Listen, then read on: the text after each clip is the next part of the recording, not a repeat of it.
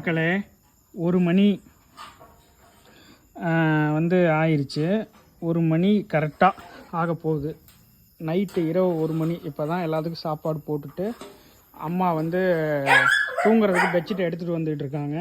அப்பா ஒரு எப்படி சொல்கிறது, அவர் புரட்சி தலைவர் எம்ஜிஆரோட மிகப்பெரிய ரசிகர், ஒரு பைத்தியம்னு சொல்லலாம். அதனால் அங்கே உட்காந்து படம் பார்த்துட்டு இருப்பார். இப்போ தான் சாப்பாடு போட்டு முடிச்சுட்டு அடுத்து 3 மணி வரைக்கும் பார்த்துக்கிட்டு இருப்பார். அவர்கிட்ட பல நாள் நம்ம சொல்லிட்டோம், சர்க்கரை இருக்குது பார்க்காதப்பா அப்படின்னு, கேட்கறதில்ல. அதனால்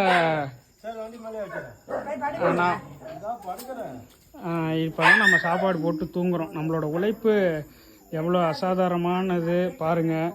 எல்லாத்துக்குமே சாப்பாடு போட்டுட்டோம். தங்கமணிக்காக இருக்கட்டும், 1 மணி ஆயிடுச்சு, 1 நிமிஷம் கம்மியாக இருந்துச்சு. ஏஞ்சல் சாப்பிடல, அது மனசு கஷ்டமாக தான் இருக்குது.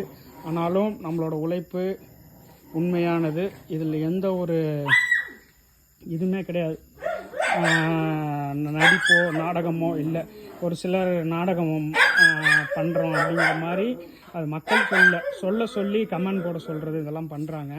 பாருங்கள், இது பாருங்கள், தெருவில் சாப்பாடு போட்டுட்டு இப்போ வீட்டில் இருக்கவங்களுக்கு சாப்பாடு போட்டு எத்தனை பேர்த்துக்கு நம்மளை நம்பி இருக்கவங்களுக்கு நம்ம உணவு கொடுக்குறோன்னு.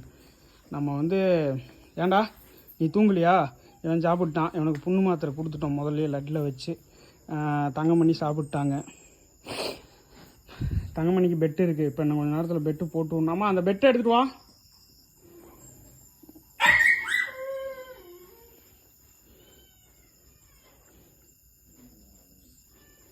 அம்மா, பூனைக்கு சாப்பாடு வச்சாச்சா?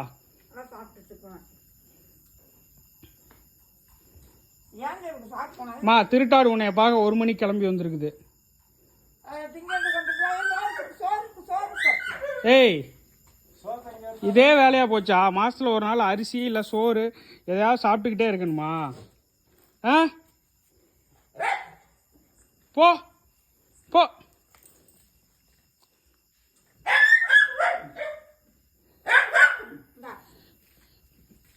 பெட்டு தங்கமணிக்கு ஏஞ்சலுக்கு விரிச்சு விட்டோம்னா, சச்சினுக்கும் ஏஞ்சலுக்கும் விரிச்சு விட்டோம்னா அவங்க தூங்குவாங்க.